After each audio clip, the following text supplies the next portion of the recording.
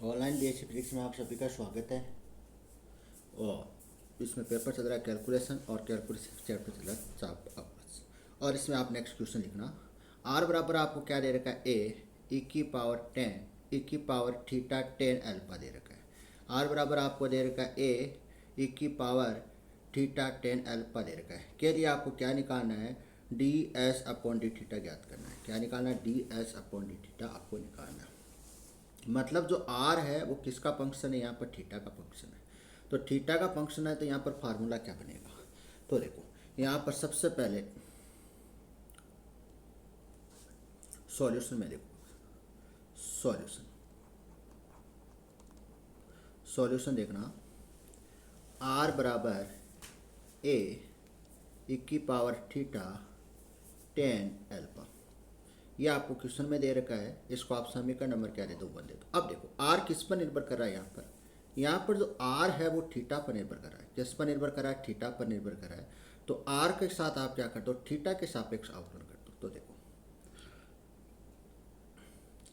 Theta के समीकरण समीकरण एक का थीटा के सापेक्ष अवकलन करने पर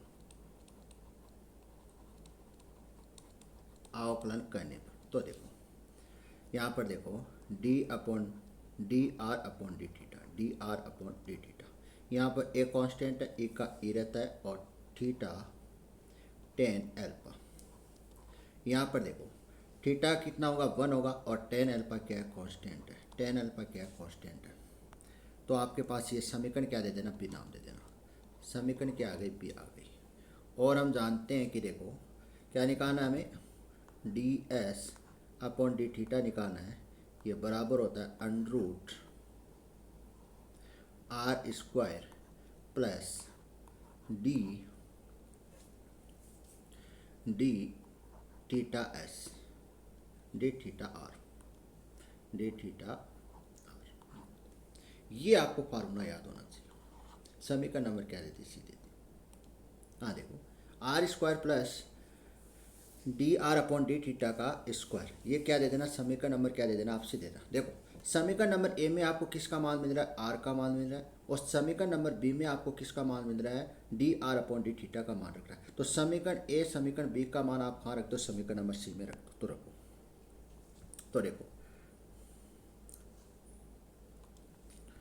D S upon D theta बराबर अंडर रूट आर का मान आपके पास है। आर का मान कितना है?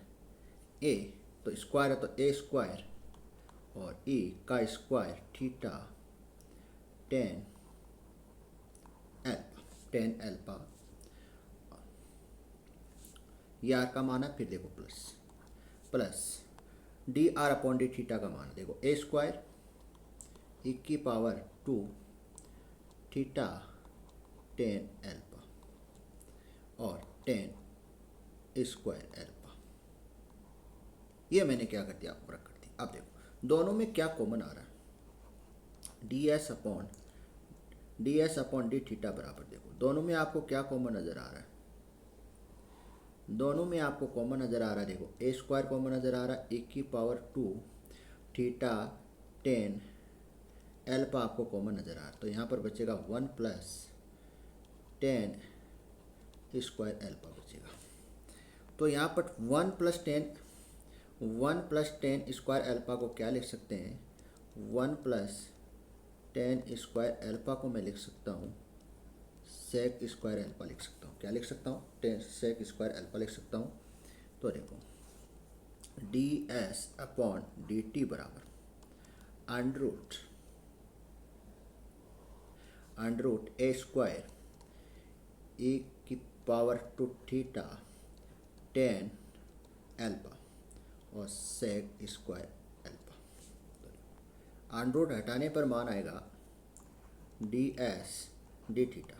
सभी टर्म में क्या स्क्वायर है? तो अंडर रूट हटने पर स्क्वायर हट जाएगी, टर्म हट जाएगी। ये जो स्क्वायर वाली टर्म है ये सभी के साथ हट जाएगी। क्यों हट जाएगी? क्योंकि यहाँ पर क्या लगा हुआ है? अंडर रूट लगा हुआ है। तो देखो यहाँ पर मान बचेगा ए की पावर थीटा टेन अल्फा और सेक अल्फा, यही हमें सिद्ध करना था। क्वेश्चन में देखो, क्वेश्चन में क्या लिखा हुआ है, क्वेश्चन में लिखा हुआ है D S upon D theta आपको ज्ञात करना है, D S upon D theta.